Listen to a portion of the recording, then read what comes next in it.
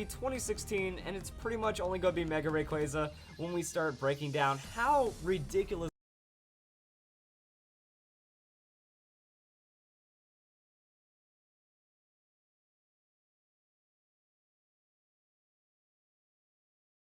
this Pokemon is to use. So I think the best place to start is going to be the idea of Mega Rayquaza. It is one of your two legendary Pokemon, and it is your one and only Mega. It's not like a Primal in the way that you can have a Primal legendary and then still have a Mega. Now Rayquaza is all you've got. However, it's very unique with the way it Megas, that you have Dragon's Ascent. If you have Dragon's Ascent on it, that's actually how you Mega, which is pretty crazy right there. So then all you have to do after that is just go and slap on a Life Orb, and now your Mega Rayquaza is pretty much set. So when we get these stats on this Mega Rayquaza, it's also really good. So we have 105 on hit points, 100 on defenses. We're effectively as tanky as a Mega Kangaskhan, and as you guys know, that Pokemon's pretty hard to deal with. But at the same time, we also have a 180 attack, and then we get up to 115 on the speed. Mega Evolving for Rayquaza is going to be a pretty much must because of that speed. 115 is a very good speed tier, but regular Rayquaza, it only has the 95. So while Mega Rayquaza doesn't get much tankier, it still gains a really nice chunk of attack, and the speed is going to be pretty big, but Rayquaza is a very high risk, high reward Pokemon that you do not want to lose this.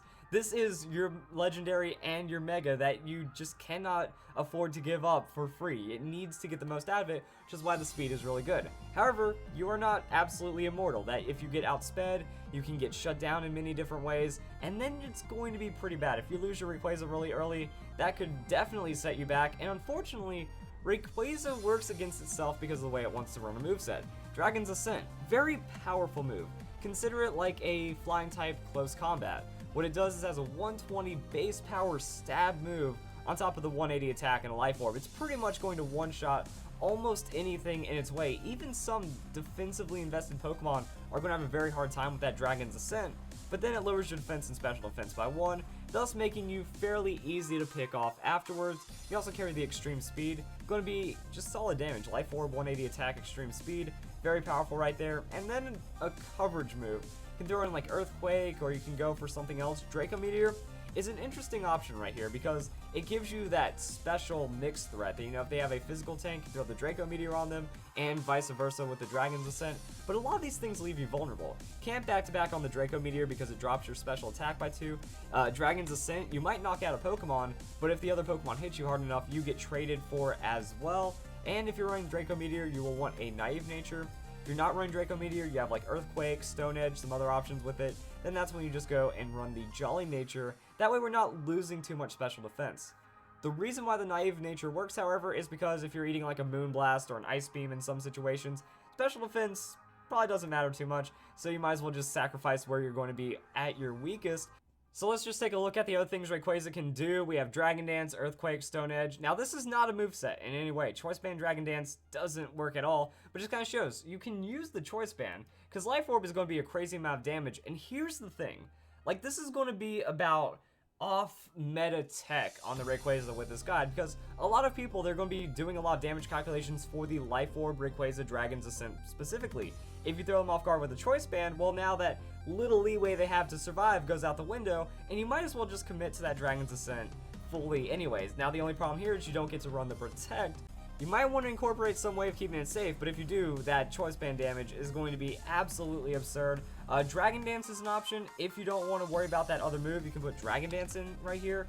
It's going to work for like those stall situations if you're trying to be a really frustrating tank. If you have enough coverage from your support Pokemon, you might be able to cheese in a Dragon Dance. They might anticipate your Protect, so you just Dragon Dance instead. That could be some free damage right there. And then the Dragon's Ascent or the Extreme Speed is going to hurt very well. And you even have the Dragon Claw. I mean, Dragon Claw is really good, hits other Dragon-type Pokemon super effective. We're going to see quite a few of those. Hits the Mega Rayquaza through the Delta Stream because it still takes that super effective hit. And it's not a bad move. 120 base power after stab, 180 attack, Life Orb. You're going to be chunking opponents and making it a pretty easy 2-hit KO, even with that Dragon Claw, or potentially Dragon Claw into Extreme Speed if you need to. Now, we haven't even talked about Rayquaza's Delta Stream. While this Pokemon is active, the effects of weather conditions are disabled. It trumps everything, except for Cloud9. So Cloud9 is going to clear it up on that one, which means Mega Rayquaza could be at risk for going up against a Cloud9. Just be aware of any of those Pokemon that bring that. but overall, you can use this to stop out whatever Kyogre's going for. They're losing boosted damage from having like the rain or the sun. They're losing their safety net, especially in the case of Groudon, and you can actually turn that into a pretty heavy win for yourself. And those are like the basics of Rayquaza. It's all about like using Protect at the right time, going into Dragon's Ascent, and trying to minimize your liability, because in the end you might just trade 1 for 1, and as we talked about it, Mega Rayquaza is a very valuable Pokemon. You don't want Dragon's Ascent, then lose your Pokemon back, which is why you might want to consider bringing really strong support Pokemon. There's a lot of good supports in double battles, but I was just thinking like Whimsicott for taunt, because they might be trying to shut you down in some kind of way, or I think one of the biggest problems that a Rayquaza will have is going to be the Xerneas. So as we can see here, modest special attack invested Xerneas using Moonblast, you're going to get one shot. So you get to outspeed with the Dragon's Ascent, but Dragon's Ascent doesn't really do too much, about 60% of that Xerneas' health, and then Moonblast absolutely picks you off. So you start to get into some really weird situations, like maybe he's going for the Geomancy, because in the Xerneas' eyes, if he goes for Geomancy, well then he's going to be able to outspeed the Mega Rayquaza after the Geomancy, so he's only taking one hit either way. If you can get in there with that Whimsicott, out-taunt the opponent, with the Prankster ability, it is the fastest taunt in the game if you're running like a speedy nature or something, and then you also have Helping Hand, so that can tip Rayquaza's damage over the edge. So I mean, let's say we take this right here, throw in the Helping Hand, boom, very high chance of knocking out that Xerneas. So you can kind of play it however you want. If you feel that there's a need to shut down their other Pokemon, you need to taunt them, go for that. If you want a Helping Hand, just Dragon's Ascent, take out the Xerneas, go for that as well. It's all about just making the right plays at the right time. But again, like that's just one side of the coin with the Whimsicott. You also have Meowstic.